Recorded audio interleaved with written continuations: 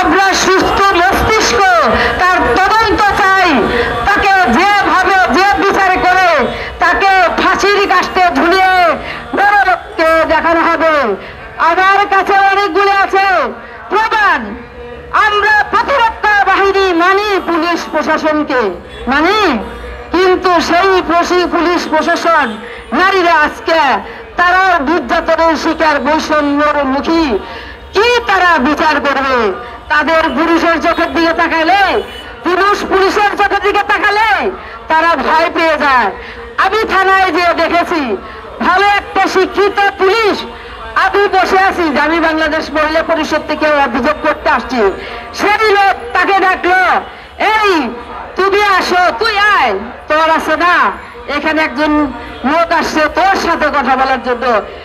এই ল্যাঙ্গুয়েজ আমাদের প্রতিরক্ষা বাহিনীদের চেঞ্জ করতে হবে।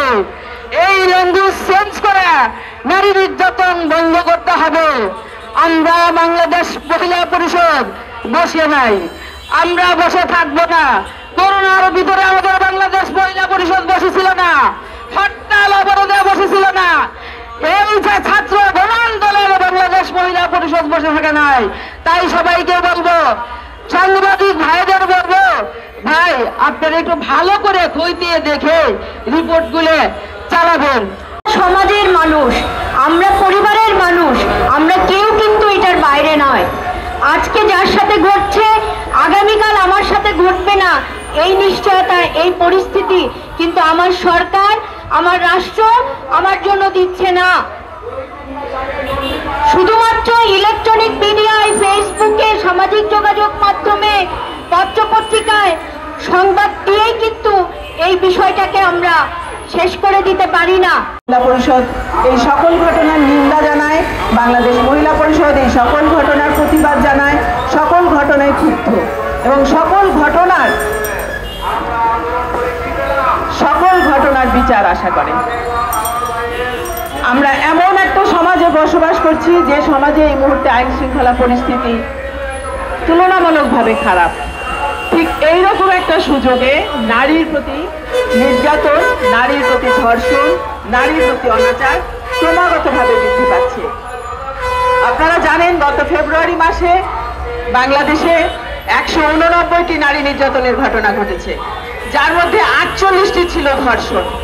একটা 55,000 বর্গ কিলোমিটার একটা দেশে এক মাসে ধর্ষণের শিকার, যে দেশে 51% নারী জনসংখ্যার, সেখানে ধর্ষণের শিকার এক মাসে 48 জন নারী এবং আমার বোনেরা। এইরকম একটা জায়গায় আমাদের সমাজ এখন, আমাদের রাষ্ট্র এখন। ঠিক এই মুহূর্তে বাংলাদেশ মহিলা পরিষদের পক্ষ থেকে আমি বলতে চাই, আমাদের সবার প্রথম দরকার আইন শৃঙ্খলা পরিস্থিতি ঠিক করা, বিচার বিভাগের যে দীর্ঘসূত্রিতা আছে সেটা বন্ধ করে দ্রুত বিচার নিশ্চিত করা। কিন্তু যখন আমরা দ্রুত বিচারের কথা বলতে যাচ্ছি, সেখানেও আমরা দেখতে পাচ্ছি আরেক ধরনের রাজনীতি। কখনো বলা হচ্ছে যে খুব অল্প দিনের মধ্যে এগুলোর বিচার হবে। আসলে ঠিক যতটুকু সময় এই বিচারে লাগে ততটুকু সময়ই দিতে হবে। রাষ্ট্রের পক্ষ থেকে কখনো কখনো বলা হচ্ছে ডিএনএ টেস্ট দরকার নাই। ডিএনএ টেস্ট যদি দরকার না থাকে, এই বিচারগুলো, এই কেসগুলো অন্যভাবে প্রভাবিত হবে ভবিষ্যতে। কাজেই যারা যে কথাটাই বলেন না কেন, দায়িত্ব নিয়ে কথা বলতে হবে, অভিজ্ঞতা নিয়ে কথা বলতে হবে। শুধুমাত্র মিডিয়ার প্রচারের জন্য আমরা কথা বলতে পারি না। আমরা দেখেছি হঠাৎ করে একজন ঊর্ধ্বতন কর্মকর্তা বলেছেন যে ধর্ষণ কথাটা আমরা বাদ দিয়ে দিব। আজব একটা বিষয়, তাকে আমরা নারী নির্যাতন বলবো। উনি কি জানেন যে নারী নির্যাতন কত প্রকার? উনি কি জানেন যে নারী নির্যাতন গৃহে হচ্ছে, বউ ক্যাপিটালে নারী নির্যাতন হচ্ছে, বাসে উত্ত্যক্ত করলে নারী নির্যাতন হচ্ছে? নারী নির্যাতনের একটি ধরন ধর্ষণ। ধর্ষণকে নারী নির্যাতন বললে এই নারী নির্যাতনকে উনি কিভাবে ফেলবে? নারী নির্যাতনের যে কেসগুলো আছে সেগুলো প্রত্যেকটা অপরাধের জন্য আলাদা আলাদা। কাজে হঠাৎ করে সংবাদ মাধ্যমের মাধ্যমে আমরা মিডিয়ায় প্রচারের জন্য এক একটা কথা বলে খুব সামনে লাইমলাইটে আসতে চাই। কিন্তু আমরা মহিলা পরিষদ সকলকে আমরা সতর্ক করে দিতে চাই যে বাংলাদেশের নারী সমাজ কিন্তু এখনো জেগে আছে। বাংলাদেশের নারী সমাজ এখনো প্রতিবাদে মাঠে আছে। বাংলাদেশের নারী সমাজ এখনো প্রতিবাদে রাস্তায় আছে। দু একটা ঘটনাকে আপনারা বিচ্ছিন্ন ঘটনা বলবেন না।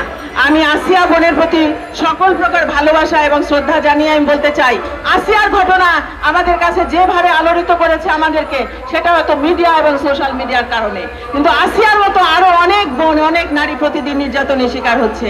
আমার পূর্ববর্তী বক্তার মাধ্যমে নার্গিস রত্নাপা বলে গেছেন বরগুনার বোনের কথা। বরগুনার বোনের কথা কিন্তু সেইভাবে আলোচিত হয়নি। বরগুনা